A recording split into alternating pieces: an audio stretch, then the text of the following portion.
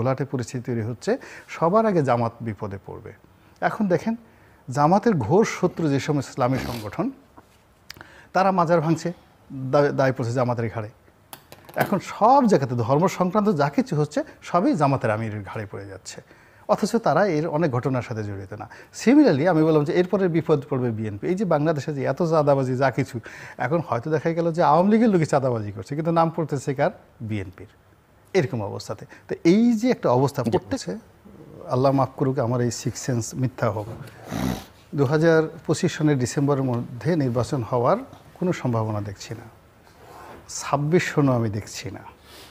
27 সনে হলেও হতে পারে, নাও হতে পারে, 28 সনের মধ্যে গিয়ে নির্বাচন হবে, এটা আমার সিক্স সেন্স বলছে। 2 নম্বর হলো যে এই 26-27 সনে এর মধ্যে প্রথম যে কাজটি হলো খেলোয়াড়ের এই সেট পরিবর্তন করতে হবে। এইরকম সেট যদি থাকে, কিয়ামত পর্যন্ত একটা নির্বাচন সুষ্ঠুভাবে, মানে জাতীয় নির্বাচন তো দূরের কথা, স্থানীয় নির্বাচন সুষ্ঠুভাবে হওয়া সম্ভব নয়। আপনি ধরেন 4টি ভাগে বা 5টি ভাগে যখন নির্বাচন করবে, দেখবেন যে কি পরিমাণ রক্তারক্তি এবং কি পরিমাণ ঘটনা সেখানে ঘটে। এবং তারা যে হিসাবগুলো করছে, একটা বোঝার চেষ্টা করে, একটা গোয়েন্দা সংস্থার বুদ্ধিতে এরা চলতেছে, এই দল গঠন, তারপর শেষে নির্বাচন করা। এখন এখানে সাধারণত ফিল্ড লেভেলে major, lieutenant colonel, highest colonel লেভেলের কর্মকর্তারা কাজ করেন। বিশ্বাস করেন কর্নেল লেভেলের যারা এখন এই জায়গা, আগে এরশাদ জামানাতে যারা কর্নেল টর্নেল হতেন এদের একটা বয়স ছিল, কিন্তু এখন একেবারে তরুণ যারা আছে তারা কর্নেল লেভেলের বা মানে এসপি যারা হন বা ডিআইজিদের দেখলে খুব বাচ্চা বাচ্চা মনে হয়। আগে কিন্তু ডিআইজিদের এরকম মনে হতো না। এখন এরা করে কি, এরা তাদের কি বুদ্ধি দেয় বা তাদের উপর প্রভাব বিস্তার করে যাদেরকে মনে করে তাদের সে বেকুব। আমি জীবনে দেখলাম যে গোয়েন্দা সংস্থাদের সাথে সাধারণত দুর্বল ব্যক্তিত্বের, অসৎ চরিত্র এবং ব্যক্তিত্বহীন মানুষের সম্পর্ক হয়। আদারওয়াইজ কোনো মানে মানে যে এরকম গোয়েন্দা সংস্থার লোক, এরকম আমি কোনোদিন বদরুদ্দিন ওমরের মতো লোকের সাথে টেলিফোন করতে সাহস পেয়েছি আমার কাছে মনে হয় না, বা কোনোদিন সে হুমায়ুন আজাদের বাসার সামনেতে যেতে সাহস পেয়েছে কোনো গোয়েন্দা সংস্থার লোক। I do not feel so. তারা খুঁজে খুঁজে মানে ভীতু, তারপরে সে লোভী, তারপরে শেষে যার উপর কাঁঠাল ভাঙা যাবে এবং যাকে দিয়ে যে কোনো কাজ করা যাবে, এই ধরনের লোক খুঁজে। তো কাজেই এখন যে জিনিসগুলো হচ্ছে, অর্থাৎ দল গঠন করা, তারপরে একটা স্থানীয় নির্বাচন আগে করা, তারপরে অতীতে এই যে স্থানীয় নির্বাচনের মূল থিমটাকে, এটা তো সবাই বুঝে যে আগে স্থানীয় নির্বাচন এরশাদ সাহেব করেছে, প্রেসিডেন্ট জিয়াউর রহমান করেছেন, তারা করে এই হানা ভোটের মাধ্যমে, এদের মাধ্যমে একটা দল সৃষ্টি করে তারপর নিজেদের একটা ফান্ডামেন্টাল রাইটস তৈরি করেছে, তারপরে তারা সেই কাজ করেছে। কিন্তু এই যে যারা এই অতীতের দুটো উদাহরণ, অর্থাৎ জিয়াউর রহমান এবং এরশাদ সাহেবের যে স্থানীয় সরকার নির্বাচন আগে করা, জাতীয় নির্বাচনের আগে, তারপরে পার্লামেন্টকে দুর্বল করা, তখনকার প্রেক্ষাপট এখানকার প্রেক্ষাপট আকাশ পাতাল ডিফারেন্স। তখন প্রেসিডেন্সিয়াল ফর্ম অফ গভর্নমেন্ট ছিল, তখন পার্লামেন্টে ছিল না। 2 নম্বর হলো যে তখন মানুষের যে অভাব, অভিযোগ, চাহিদা থেকে শুরু করে তাদের যে কনসাসনেস, এটা অ্যাবসলিউটলি তখনকার জাতীয় আন্তর্জাতিক বাস্তবতার মধ্যে। আপনি দেখেন এক ডোনাল্ড ট্রাম্প এখন কি বলছে, 350 কোটি টাকা কারে কি দিচ্ছে। এখন বাংলাদেশ এটা নিয়ে অস্থির যে ডোনাল্ড ট্রাম্পের কাছ থেকে মানে মার্কিন 350 কোটি টাকা এনে কোন এনজিও কারে কারে দিল। এখন ও ডোনাল্ড ট্রাম্প যে পাগল, শুধু হুট করে 2-1 জনের নাম বলে ফেলে। আপনি চিন্তা করেন, সে তো বলেছে কিন্তু 2 জনের একটা প্রতিষ্ঠান, ওই তো 2 জনের একটা প্রতিষ্ঠান, সে দুষ্টামি করিয়ে বললো যে অমুক অমুক অমুক, এমনি দুষ্ট আছে, দুষ্ট করে ধরেন ওনার নাম বলে ফেললো। ওনার বাসার সামনে সকালবেলা দেখবেন 100টা বুলডোজারে হাজির, সঙ্গে সঙ্গে 100টা বুলডোজার। নাজমুল হক প্রধান বা গোলাম মোল্লা রনি সেখানে টাকা নিয়েছে। ডোনাল্ড ট্রাম্প বলেছে আমি সকালবেলা দেখবো বাসায় 100টা বুলডোজার আমার বাসার সামনে। That is happening in the country. তো এই অবস্থাতে যে নির্বাচন, সেই নির্বাচন বা যা কিছু আছে এটা হবে না, এটা হবে না। ফলে আল্লাহ এদেরকে বোধোদয় দেখ, এখন যারা আছেন তাদেরকে বোধোদয় দেখ, এবং একটা রাউন্ড টেবিলের মাধ্যমে, গোল টেবিলের মাধ্যমে একটা আলাপ আলোচনা করে এখান থেকে আমরা কি করে বের হয়ে সত্যিকার অর্থে দ্রুত একটা নির্বাচন করার জন্য আমাদের এই সমাজে আর কারা কারা আছেন।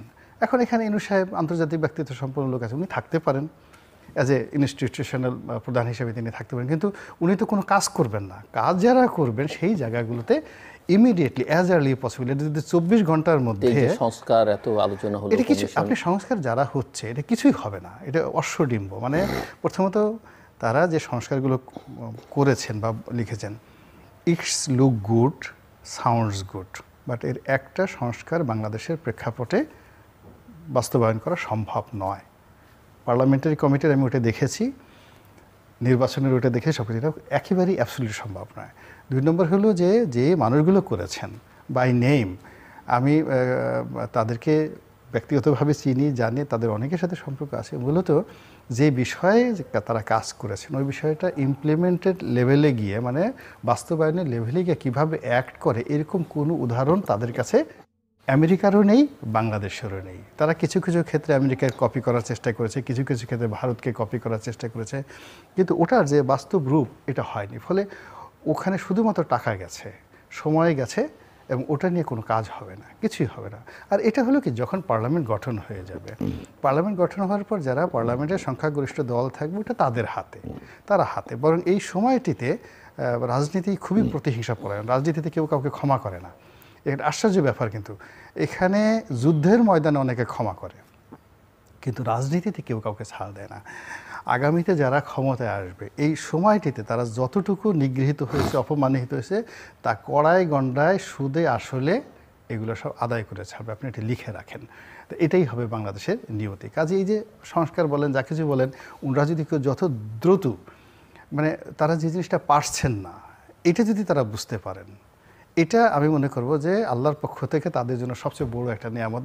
জিলু ভাই, আপনার মনে আছে, আপনাকে সাক্ষেপ করে বলি, 2014 সালে নির্বাচনটা হলো না, নির্বাচনের 7-8 দিন পরে আমি এটা নিয়ে লিখছি, আমি টক শোতে আসলাম, এসে আমি বললাম যে দেখেন, এই নির্বাচনের ফলাফলটা হলো এমন যে আজকে যদি শেখ হাসিনার পতন হয় তার ক্ষয়ক্ষতি কম হবে, আর এটা যদি 10 বছর পরে হয়, এই টেবিলে বসে বসে 10 বছর পরে হয়, সে এত উপরে থেকে পড়বে যে তার আলু ভর্তা হয়ে যাবে, তার কিছু থাকবে না 2014 সনে নির্বাচনের পর।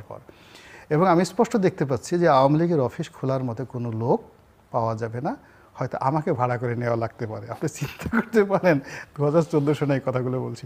ফলে আজ আবার এই অনুষ্ঠানে ডক্টর ইউনূসকে দ্বারা হবে না, এটা কিন্তু আমি আগস্ট মাসে একটা টক শো হয়েছে, এখানে এসে আমি ফার্স্ট বলে গেছি, সে নিজে আশ্চর্য হয়ে গেছে। বিকজ আমরা সবাই ডক্টর ইউনূসের খুব ভক্ত।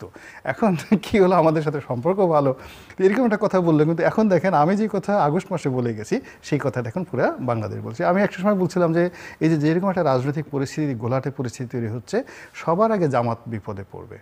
এখন দেখেন জামাতের ঘোর শত্রু যে সমস্ত ইসলামী সংগঠন, তারা মাজার ভাঙছে, দায় পড়ছে জামাতের ঘাড়ে।